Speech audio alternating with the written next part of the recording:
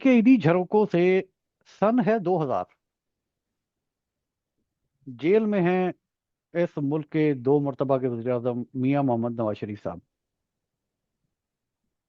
اور پھر امریکہ سے 3 کالیں ہوتی ہیں، ایک سعودی عرب، ایک قطر اور ایک یو اے ای. اور پریزیڈنٹ بل کلنٹن اپنی کتاب میری حیاتی میں لکھتے ہیں کہ میں نے ان 3 ملکوں کا کنسورشیم بنا کے ان سے یہ کہا کہ میں اپنی ٹرم کے ختم ہونے سے پہلے پہلے اپنے دوست نواز شریف کو جیل سے باہر دیکھنا چاہتا ہوں. تو پھر ایک جہاز آتا ہے، اور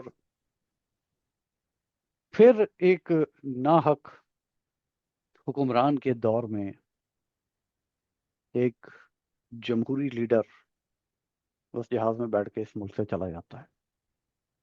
یہ ہے ہماری تاریخ. ہماری تاریخ اس چیز کی گواہ ہے کہ امریکہ کی ایک فون کال کے اوپر جب اس ملک کو یہ دھمکی دی جاتی ہے کہ ہم تمہیں واپس پتھر کے دور میں دھکیل دیں گے تو ہم اس کی جنگ کا حصہ